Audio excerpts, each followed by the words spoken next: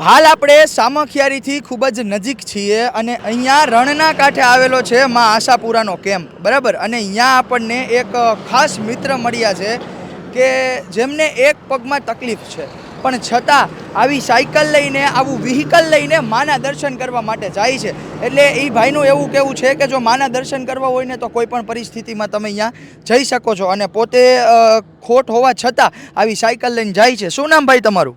લાડવા દિનેશ વી પ્રજાપતિ. વાહ વાહ વાહ વાહ વાહ. દિનેશભાઈ, શું કહેશો, કેટલા વર્ષથી જાઓ છો માના દર્શન કરવા? આ માતાના મઠથી 10 વર્ષથી જાઉં છું સાયકલ લઈને. બરાબર. આ 10મું છેલ્લું વર્ષ છે.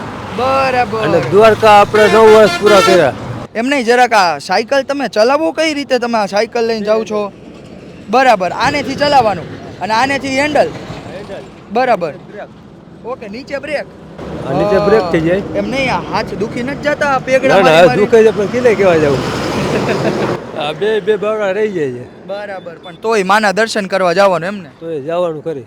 વાહ હાર ને માનવાનું, ભલે આપણી પાસે ગરીબ રહીએ આપણે, તો છતાંય આપણે જવું પડે. વાહ. જો જવું તો પડે ને ભાઈ. આપણે આ બધા વાહનો લઈ જાય છે, તો મારી ઈચ્છા પણ હતી, દવા હતી, હું સાયકલ લઈને જાઉં. વાહ, માતાજીએ જીવન દીધું એ તો જવું તો પડે ને. સાયકલ છે ને, વાહ આપણે સરકારે આપી છે તો આપણે એક આપણે ઉપયોગ કરવો પડે. વાહ. એટલે ભાઈનું કેવું એમ છે, ભલે ગાડી નથી મારી પાસે, પણ મને ભગવાને આ સાયકલ દીધી છે ને, તો હું આ સાયકલ લઈને માના દર્શન કરવા જઈશ ખરો. તો વચ્ચે જે આ બધા કેમ્પ આવે છે, કેમ્પની સેવા કેવી? સેવા બહુ સરસ મજાની.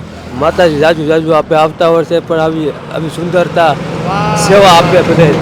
તો મિત્રો, આ બધા ભક્તો માટે એક આસ્થા અને ભક્તિની એક મિસાલ આ ભાઈએ ઊભી કરી છે. ફરી એક વખત દિનેશભાઈ, ખૂબ ખૂબ આભાર તમારો અમારી સાથે જોડાવા માટે, અને તમે જલ્દી માતાજીના દર્શને પહોંચી જાઓ એવી માતાજીને પ્રાર્થના.